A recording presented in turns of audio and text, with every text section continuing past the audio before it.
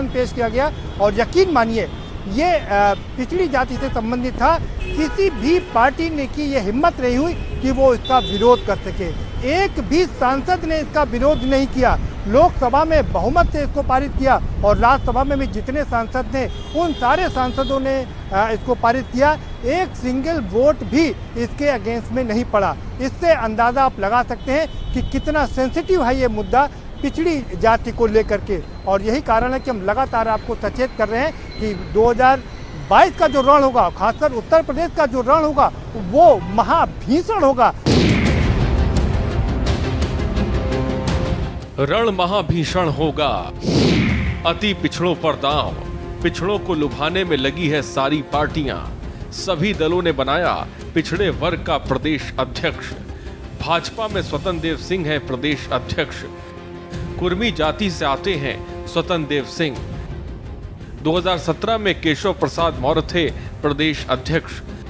कांग्रेस ने अजय कुमार सिंह उर्फ लल्लू को बनाया प्रदेश अध्यक्ष। अति पिछड़ी जाति कौल से आते हैं अजय कुमार उर्फ लल्लू। समाजवादी पार्टी के नरेश उत्तम पटेल हैं प्रदेश अध्यक्ष। कुर्मी बिरादरी से आते हैं नरेश उत्तम। बसपा ने भीम राजभर को बनाया है प्रदेश अध्यक्ष। इससे पहले राम अचल राजभर थे अध्यक्ष। बीजेपी को सपोर्ट कर रही है गौरव यादव पिछड़ी जातियां। 2014 से कर रही हैं बीजेपी को सपोर्ट। केंद्र में 2014-2019 में बीजेपी की सरकार बहुमत की सरकार बनाने में निभाया अहम किरदार। रण महाभीषण होगा कि इस एपिसोड में हम आपको बताएंगे कि कैसे पिछड़ी जातियों का इस बार बोलबाला है और राजनीति इसी के इर्द गिर्द घूम रही है। जैसा अभी हमने आपको बताया कि लोकसभा में जिस तरीके से इस संविधान संशोधन को पेश किया गया, 127वां संविधान संशोधन पेश किया गया और उसको सभी राजनीतिक पार्टियों ने बहुमत से पारित कर दिया। किसी भी पार्टी की हिम्मत नहीं हुई कि वो इसका विरोध कर सके, क्योंकि वो इसको झेलने के उसमें नहीं है। वो कोई भी पार्टी इसको झेल नहीं सकती है। इन पिछड़ों का विरोध कोई भी पार्टी नहीं किनारे कर सकती है और यही कारण है कि ये बहुमत से पारित हो गया। अब हम आपको बताएंगे कि दरअसल ये पिछड़ों की राजनीति है क्या, कब से शुरू हुई और कहां तक पहुंची, बीच में कितने पेच आए, कब इसमें मंडल पर कब कमंडल हावी हुआ और कैसे जो पिछड़ी जातियां थी वो पिछड़ी और अति पिछड़ी में तब्दील हो गई। इन सब बातों से हम आपको रूबरू करवाएंगे इसी एपिसोड में।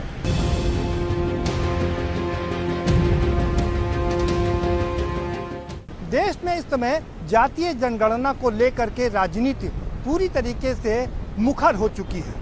सभी ज़्यादातर जो राजनीतिक पार्टियां हैं वो कह रही हैं जातीय जनगणना होनी चाहिए और इसमें जो पिछड़ी जाति है उसको जनगणना में शामिल किया जाना चाहिए। फिर उत्तर प्रदेश की चाहे समाजवादी पार्टी हो, बिहार की आरजेडी हो या नीतीश कुमार की जेडीयू हो या एनडीए के कुछ तमाम घटक दल हैं जो इसको प्रखर आवाज़ बन करके सामने आए हैं और वो कह रहे हैं कि हाँ, देश में जातीय जनगणना होनी चाहिए जिससे कि जो पिछड़ी जाति है उनकी संख्या का पता लगाया जा सके और उनके हक हुकूक की बात की जा सके, उन्हें उनका अधिकार दिया जा सके। देश में 1931 में जातीय जनगणना हुई थी। उस समय 52% ओबीसी की संख्या बताई गई थी और उसी समय अनुसूचित जाति तथा अनुसूचित जनजाति की गणना भी होती थी। तब से लेकर के लगातार हर 10 साल बाद जनगणना होती है, लेकिन अनुसूचित जनजाति की गणना तो की जाती है लेकिन पिछड़ों की गणना इसमें नहीं की जाती है। अब फिर से आवाज़ उठने लगी है। 2011 में इस पर आवाज़ मुखर हुई, तब जाकर के कांग्रेस की सरकार ने जनगणना कराने की बात की और 2016 में इसकी रिपोर्ट भी आई, लेकिन भारतीय जनता पार्टी की सरकार ने उसको पब्लिश नहीं किया। सरकारी नौकरियों और शिक्षण संस्थानों में पिछड़ों की स्थिति का पता लगाने के लिए रोहिणी कमीशन का गठन किया गया। 17 में इसकी रिपोर्ट आ जानी चाहिए थी, ये रिपोर्ट लेकिन अभी तक नहीं आई। 2017 से लेकर के अब तक 11 बार इस आयोग का एक्सटेंशन हो चुका है, लेकिन रिपोर्ट अभी तक नहीं आई है। अभी 31 जुलाई को इसका समय पूरा हुआ, लेकिन एक बार फिर से उसको 6 महीने का एक्सटेंशन दे दिया गया। तो इस रोहिणी कमीशन की रिपोर्ट तो नहीं आई, लेकिन एक्सटेंशन पर एक्सटेंशन इसको ज़रूर मिला हुआ है। इसीलिए अब पिछड़ी जातियों में एक और उबाल आ रहा है कि आखिर इस कमीशन की रिपोर्ट क्यों नहीं आ रही है, क्यों इस रिपोर्ट को जाहिर करने से सरकार कतरा रही है? ये सवाल अब पिछड़ों को थोड़ा सा कुनमुनाने पर मजबूर कर रहा है। देश की राजनीति में 1990 में पिछड़ी जातियों को लेकर के एक क्रांतिकारी परिवर्तन आया। 1990 में केंद्र में विश्वनाथ प्रताप सिंह की सरकार थी। विश्वनाथ प्रताप सिंह प्रधानमंत्री थे और भारतीय जनता पार्टी उनको सपोर्ट कर रही थी। इसी बीच विश्वनाथ प्रताप सिंह ने दूसरे पिछड़े वर्ग आयोग यानी कि मंडल कमीशन की सिफारिशों की लागू करते हुए पिछड़ों को 27% का आरक्षण दे दिया और तब भारतीय जनता पार्टी ने विश्वनाथ प्रताप सिंह की सरकार से अपना समर्थन वापस ले लिया। कांग्रेस आरोप लगाती है कि भारतीय जनता पार्टी पिछड़ों के हक हुकूक की बात नहीं करती है और यही कारण है कि उसने विश्वनाथ प्रताप सिंह की सरकार गिरा दी। भारतीय जनता पार्टी का दावा है कि मंडल की सिफारिश तो 1980 के दशक में ही आ गई थी, फिर कांग्रेस की सरकारों ने इसको इम्प्लीमेंट क्यों नहीं किया, इंदिरा गांधी ने इसको इम्प्लीमेंट क्यों नहीं किया, साथ ही साथ राजीव गांधी भी प्रधानमंत्री रहे तो इन्होंने इसको लागू क्यों नहीं किया। तो इस तरह से एक और कांग्रेस जहां भारतीय जनता पार्टी को इसका जिम्मेदार बताती है तो वहीं भारतीय जनता पार्टी पलटवार करते हुए कांग्रेस को पिछड़ों की इस बर्बादी का जिम्मेदार ठहराती है। 1990 में जब विश्वनाथ प्रताप सिंह ने मंडल की एक सिफारिश को आरक्षण जिसका 27% आरक्षण था को लागू किया, तब 1991 में लाल कृष्ण आडवाणी ने अपनी रथ यात्रा शुरू कर दी। ये कमंडल की रथ यात्रा थी, इसको रोकना किसी के बस की बात नहीं थी, किसी भी सरकार ने इसको रोकने की हिम्मत नहीं दिखाई। लेकिन मंडल के प्रणेता और मंडल की लड़ाई लड़ने वाले लालू प्रसाद यादव ने आडवाणी के रथ के घोड़ों को रोक दिया।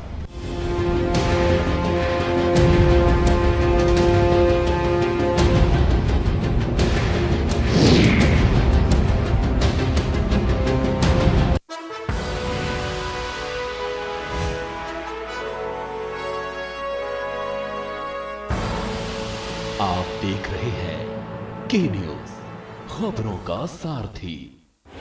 जब आपकी सोच को अंधेरा घेर लेता है और सिस्टम भी मुंह फेर लेता है, जब वादों की परतें खुलने लगती हैं और हारी उम्मीदों का ऊंचा ढेर लगता है, जब सड़क पर एड़ी की रगड़ देखकर अब तक जो भी हुआ सब बेअसर लगता है, तब चिंतन से डगर होगी आसान, मंथन से निकलेगा समाधान।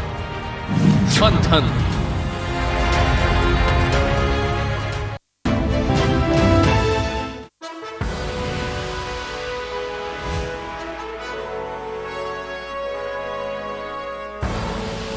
आप देख रहे हैं के न्यूज, खबरों का सारथी।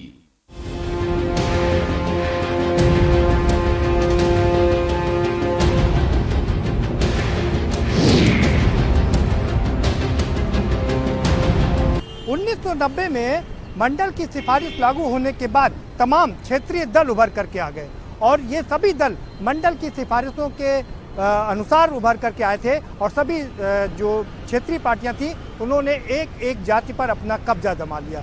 बात उत्तर प्रदेश की करें तो मायावती ने जहां अनुसूचित जाति अनुसूचित जनजाति यानी कि दलितों पर कब्जा किया, तो वहीं समाजवादी पार्टी ने पिछड़ों पर अपना हक जताना शुरू कर दिया।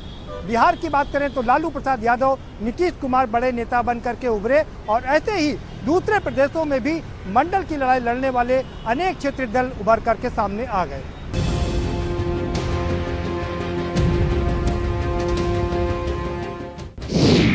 – 2017 में यूपी की सरकार बनाने में भी इस वर्ग का रहा बड़ा रोल। भाजपा एक बार फिर लगा रही है इस वर्ग पर दांव। नीट में पिछड़ों को दिया रिजर्वेशन। मोदी का केंद्रीय मंत्रिमंडल के विस्तार में मोदी ने 3 अति पिछड़ों को बनाया राज्य मंत्री। उत्तर प्रदेश पिछड़ा वर्ग आयोग में भरा पिछड़ों को। संगठन के पिछड़ा वर्ग में भी भरपूर हिस्सेदारी। कांग्रेस भी डाल रही है अति पिछड़ों पर डोरे। पहले संवर्ण, दलित, अल्पसंख्यक था कांग्रेस का वोट बैंक। कांग्रेस दे रही है अति पिछड़ों को सीएम बनाने का संदेश। राजस्थान और झारखंड में बनाया अति पिछड़ों को सीएम। संगठन में भी दे रही है महत्वपूर्ण स्थान। 1990 से भारतीय जनता पार्टी कमंडल की राजनीति कर रही है और कमंडल पर सवार होकर के उसने लंबा सफर तय किया। लेकिन 2013 आते आते नरेंद्र मोदी को जब प्रधानमंत्री का उम्मीदवार पार्टी की तरफ से घोषित किया गया तो उसको लगा कि सिर्फ कमंडल से काम नहीं चलेगा, इसमें मंडल का तड़का भी लगाना पड़ेगा। और नरेंद्र दामोदर दास मोदी ने बड़ी ही होशियारी से जो एमबीसी था यानी कि मोस्ट बैकवर्ड था उसको अपने साथ मिला लिया और मोस्ट दलित यानी कि महादलित को अपने पाले में कर लिया। और यही कारण है कि 2014, 2017 उत्तर प्रदेश और 2019 का एक बार फिर से केंद्र में सरकार बनी। 2013 से नरेंद्र दामोदर दास मोदी की जो लहर चली उसके बाद विपक्ष के पास इसकी कोई काट नहीं रही। कांग्रेस जो कभी 350, 350 सांसद लेकर के आती थी वो मात्र 52 सांसदों पर सिमट गई, 47 सांसदों पर भी आकर के टिक गई। और दूसरी जो क्षेत्रीय पार्टियां हैं उनका भी वजूद खतरे में पड़ने लगा। फिर चाहे वो समाजवादी पार्टी हो, चाहे आरजेडी हो या बहुजन समाज पार्टी हो, तमाम पार्टियां जो क्षेत्रीय पार्टियां थी वो धीरे धीरे कमतर होती चली गई। यही कारण है कि अब सारी क्षेत्रीय पार्टियों में और कांग्रेस में भी ये छटपटाहट साफ दिखाई दे रही है कि कैसे इस अति पिछड़े को भारतीय जनता पार्टी से अलग किया जाए और एक बार फिर से मंडल की राजनीति को आगे किया जाए और अपनी राजनीति को चमकाया जाए। वर्तमान में ज़्यादातर क्षेत्रीय पार्टियां और कांग्रेस भी कह रही है कि देश में जातीय जनगणना होनी चाहिए और ओबीसी के कितनी जाति है, कितनी आबादी है, इसका पता लगाया जाना चाहिए जिससे कि उनके अधिकार को दिलाया जा सके। ऐसा नहीं है कि सिर्फ कांग्रेस या क्षेत्रीय दल ही इस बात को कह रहे हैं कि जातीय जनगणना होनी चाहिए। भारतीय जनता पार्टी भी इसकी पक्षधर रही है।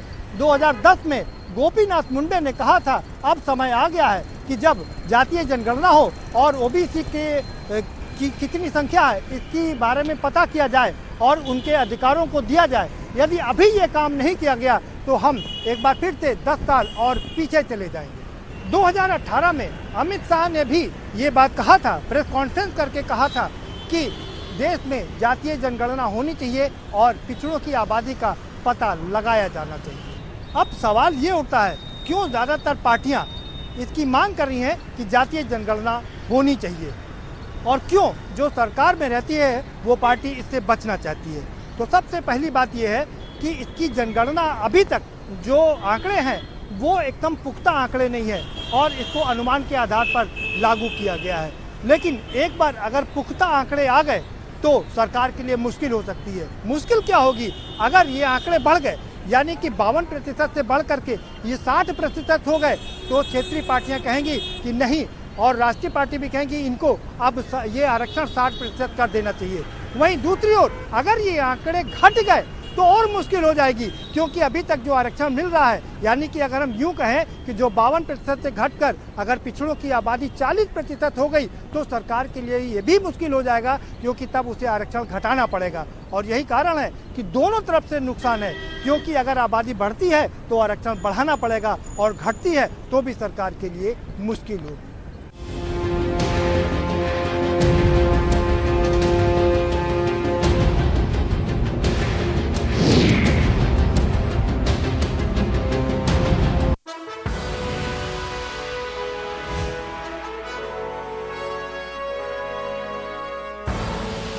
आप देख रहे हैं के न्यूज, खबरों का सारथी। खुदी को आजमाया है तो ये अंदाज आया है, खुदी को आजमाया है तो ये अंदाज आया है। तुम में भी मैं हूं, शुद्ध प्लस पान मसाला। जब आपकी सोच को अंधेरा घेर लेता है और सिस्टम भी मुंह फेर लेता है, जब वादों की परतें खुलने लगती हैं और हारी उम्मीदों का ऊंचा ढेर लगता है, जब सड़क पर एड़ी की रगड़ देखकर अब तक जो भी हुआ सब बेअसर लगता है, तब चिंतन से डगर होगी आसान, मंथन से निकलेगा समाधान। मंथन।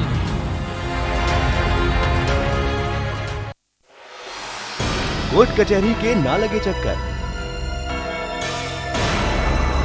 सबसे अधिक यही है बेहतर। लेकिन बढ़ ही जाए पाला तो कहां जाए, क्या करें? घबराए नहीं, अब हर मुश्किल होगी आसान। के न्यूज इंडिया पर वकील आपका देगा समाधान। कीजिए कॉल, पूछिए अपने सवाल 0512 23900031 और 0512 23900032। वकील आपका हर रविवार दोपहर 3 बजे केवल के न्यूज इंडिया पर।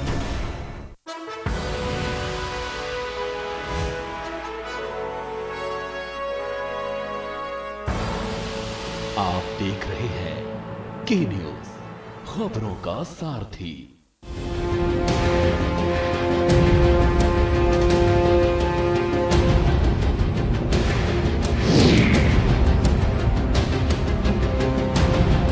मंडल के चैंपियन लालू प्रसाद यादव ने एक कदम और बढ़ करके बड़ा ऐलान कर दिया है।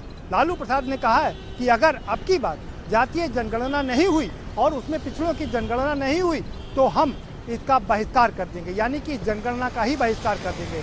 इतना ही नहीं, उन्होंने ये भी कह दिया कि सिर्फ पिछड़ा वर्ग ही जातीय जनगणना का बहिष्कार नहीं करेगा, बल्कि दलित और अल्पसंख्यक भी इस जनगणना का बहिष्कार कर देगा। ये जो ट्वीट है ये सरकार के लिए मुश्किल पैदा करेगा। अगर ये वर्ग ये जिसमें 3 वर्ग आते हैं, अगर इन्होंने इसको ऐलान कर दिया कि वो इसमें शामिल नहीं होंगे तो सरकार के सामने मुश्किल खड़ी हो जाएगी।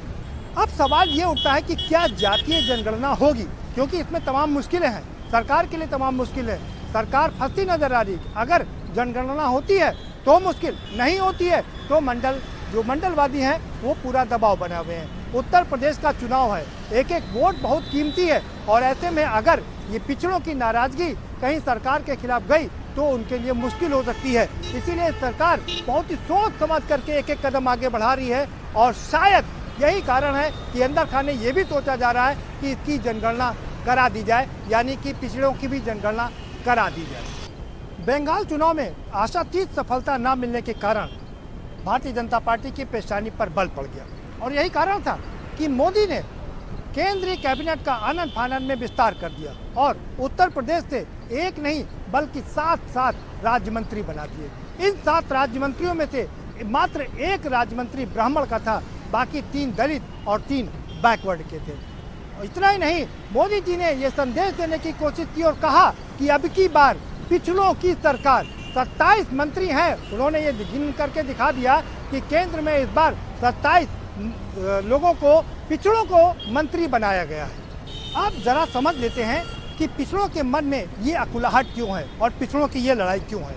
क्योंकि पिछड़ा वर्ग पिछले 3 दशक से काफ़ी सजग हो गया है और अब उसने ये दिखा दिया है कि वो जिसकी तरफ जाएगा उसकी सरकार बन जाएगी, क्योंकि ये एक बहुत बड़ा वोट बैंक के रूप में उभर करके सामने आया है। 60% एक बहुत बड़ा वोट बैंक होता है। शुरुआत की बात करें तो कांग्रेस ने अपने 3 वोट बैंक बनाए, अल्पसंख्यक, दलित और सवर्णों को उन्होंने अपना वोट बैंक बनाया और लंबे समय तक इस पे राज किया। उसके बाद आई बात मंडल की और मंडल 1990 के बाद में जब क्षेत्रीय दलों ने अपने पैर पसारने शुरू किए तो उन्होंने यादव और दूसरी जातियों को मिला करके एक अपना रोल अदा करना शुरू किया। उत्तर प्रदेश की बात करें तो मुलायम सिंह यादव ने माई कॉम्बिनेशन को बनाया, यहाँ यादव और मुस्लिम को मिला करके सरकार बनानी शुरू कर दी। तो वहीं बिहार में यही कॉम्बिनेशन लालू प्रसाद ने भी बनाया और ये फिलॉसफी अगले 15 से 20 साल तक लगातार चलती रही। लेकिन इस फिलॉसफी को ध्वस्त करने का काम किया नरेंद्र दामोदर दास मोदी ने 2013 में नरेंद्र मोदी ने जो जादू चलाया और अति पिछड़ों को और अति दलितों को अपने पाले में लाने की जो कोशिश थी उसको परवान चढ़ाया, जिसकी वजह से लगातार भारतीय जनता पार्टी का ग्राफ चढ़ता चला गया। 2014 की बात करें, 2017 की बात करें, 2019 की बात करें, लगातार भारतीय जनता पार्टी का ग्राफ बढ़ता जा रहा है। लेकिन अब कुछ राज्यों में जो चुनाव हुए हैं ये आशातीत सफलता भारतीय जनता पार्टी को नहीं मिली है, इसीलिए अब भारतीय जनता पार्टी को इसने बेचैन कर दिया है। पिछड़ों की अगर बात करें तो पिछड़ों में ये नाराजगी है कि उन्होंने भरपूर काम किया भारतीय जनता पार्टी के लिए, लेकिन वो बात हासिल नहीं हो पाई, वो अधिकार हासिल नहीं हो पाए जो अधिकार उनको मिलने चाहिए थे। अब सवाल ये उठता है कि ये जो वोट बैंक है वो भारतीय जनता पार्टी की ओर शिफ्ट क्यों किया। दरअसल जो माई कॉम्बिनेशन बना उसमें, या बहन जी का मायावती का जो दलित कॉम्बिनेशन बना, उसमें पिछड़ों की कोई जगह नहीं थी, इसलिए पिछड़े मन महसूस करके रह गए और लगातार वो उनको सपोर्ट तो करते रहे, लेकिन वहाँ उनको अधिकार नहीं मिला। और यही कारण था जब 2013 में नरेंद्र दामोदर दास मोदी ने अपने आप को पिछड़ों का बेटा कहा और कहा कि वो पिछड़े हैं, वो गरीब घर से आते हैं, तो सारे अति पिछड़े और अति दलित उनके पीछे हो लिए। लेकिन एक बार फिर से जब दलितों की, अति पिछड़ों की आकांक्षाएं भरपूर नहीं हुई, पूरी नहीं हुई, तो उन्होंने अंगड़ाई लेनी शुरू कर दी है। और यही कारण है कि अब भारतीय जनता पार्टी के पेशनी पर बल पड़ गया है और वो लगातार पिछड़ों की बात कर रही है, पिछड़ों की हिमायत की बात कर रही है, पिछड़ों के हक हुकूक की बात कर रही है और जताने की कोशिश कर रही है कि वही वो पार्टी है, यही वो पार्टी है जो पिछड़ों की असली मददगार है।